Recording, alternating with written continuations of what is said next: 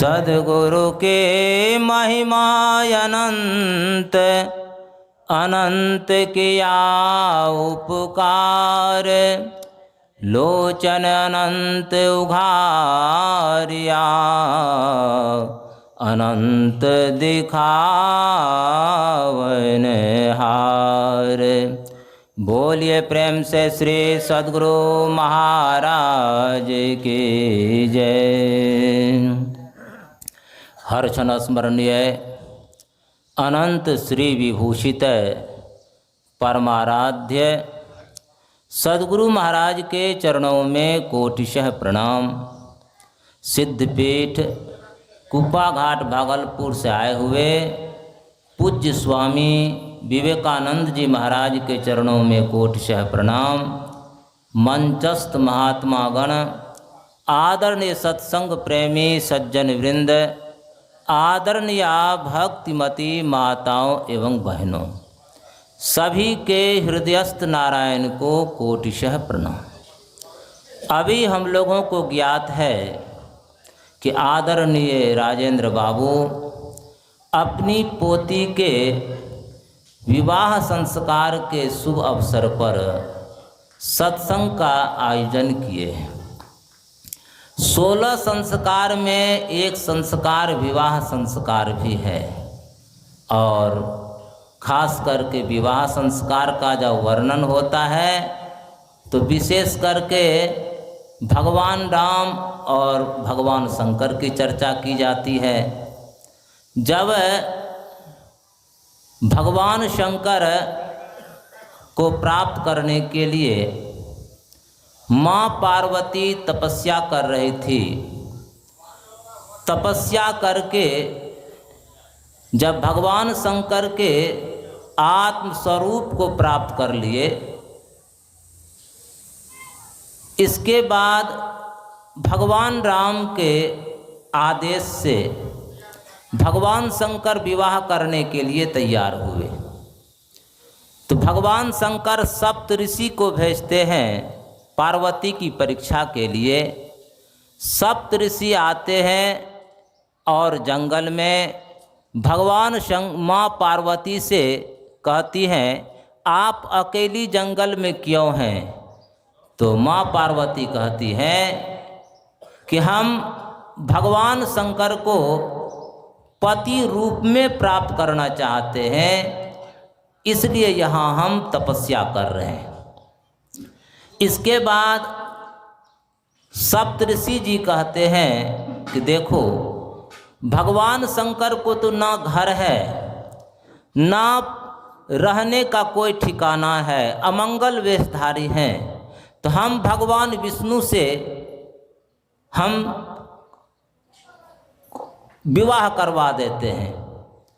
लेकिन माँ पार्वती की एक निष्ठता कितनी थी। माँ पार्वती कहती हैं, जन्म जन्म लगी रगड़ हमारी, बरहूँ शंभु न तो रहूँ कुमारी। उनकी एक निष्ठता को देख करके सप्तऋषि खुश होते हैं। भगवान शंकर को खबर किया गया। हिमवान को खबर करके माँ पार्वती को वापस राजमहल में बुलाया गया।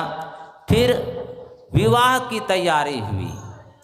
विवाह से पहले भगवान शंकर नटुआ का वेश धारण करके हिमवान के यहाँ जाते हैं और नृत्य करते हैं वेश बदल करके। मैना देखती है कि बहुत अच्छा नटुआ आया है और बेटी की विवाह है, तो क्यों नहीं इनको हम साटा कर लें, पहले इनसे बात कर लें। तो मैना कहती एक बात, हमारी बेटी की विवाह है तो मुँह मांगा हम तुमको देंगे जो मांगोगे, लेकिन बेटी की विवाह के दिन तुमको आना पड़ेगा। तो नटुआ वेश में जो भगवान शंकर थे कहते ठीक है, आप अगर मुँह मांगा ही इनाम देना चाहते हैं तो ठीक है, इनाम में अपना बेटी ही दे दीजिए। यह सुनकर के मैना को बहुत दुख हुआ। फिर हिमवान जी आए, सेना को आदेश किए बंदी बनाने के लिए। भगवान शंकर अनेक रूप धारण करके फिर अदृश्य हो गए। इसके बाद विवाह की तैयारी हुई। भगवान विष्णु कहते हैं अगर भगवान शंकर के साथ में जाएंगे तो किसी का आदर सम्मान नहीं होगा। भगवान विष्णु देवता सहित पहले चले गए। और जब मैना आती है आरती उतारने के लिए कि भगवान विष्णु तो बहुत सुंदर थे, तो भगवान विष्णु कहते हैं हम दुल्हा नहीं हैं, दुल्हा पीछे है। बस स्वागत सत्कार हुआ।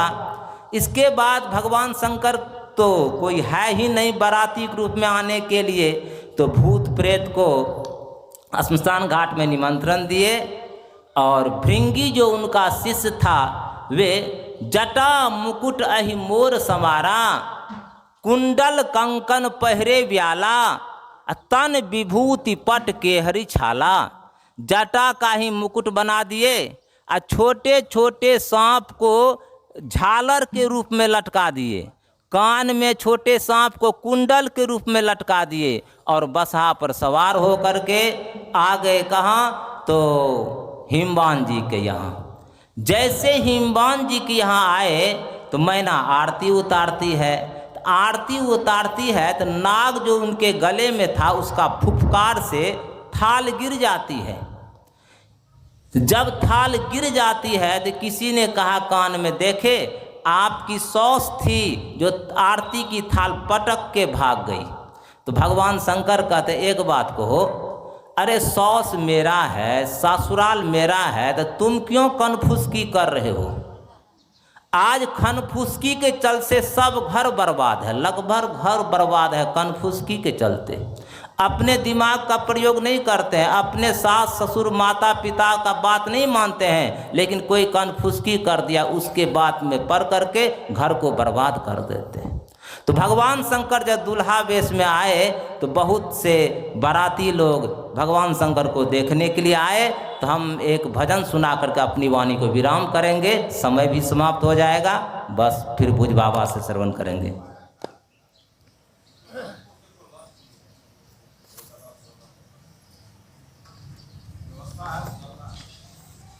श्री सद्गुरु महाराज की जय।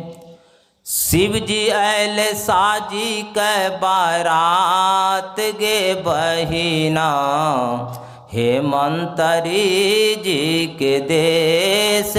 शिव जी आयल साजी के बारात गे बहिना, हेमंतरी जी के देश। चलू सखी जरा गौरक देख, कैसन दुल्हा आयल है, कैसन दुल्हा आयल है। चलू सखी जरा गौरक देख, कैसन दुल्हा आयल है, कैसन दुल्हा आयल है। कैसन लेल कैसन देश है बहिना, हेमंतरी जी के देश। कैसन लेल कैसन देश है बहिना, हेमंतरी जी के देश। अंग बभूत गले बिच माला, डिम डिम डमरू बजावे है। अंग बभूत गले बिच माला, डिम डिम डमरू बजावे है। नाचे जोगिन कर किलकार है बहिना, हेमंतरी जी के देश। नाचे योगिन कर किलकार है बहिना, हेमंतरी जी के देश। शिव जी आयल साजी के बारात है बहिना, हेमंतरी जी के देश। चंद्र ललाट बागंबर शोभे, कर त्रिशूल धौन है। चंद्र ललाट बागंबर शोभे, कर त्रिशूल छधौन हे, जटवास बहे गंगा धार हे बहिना। हे मंतरी जी के देश जटवास बहे गंगा धार हे बहिना।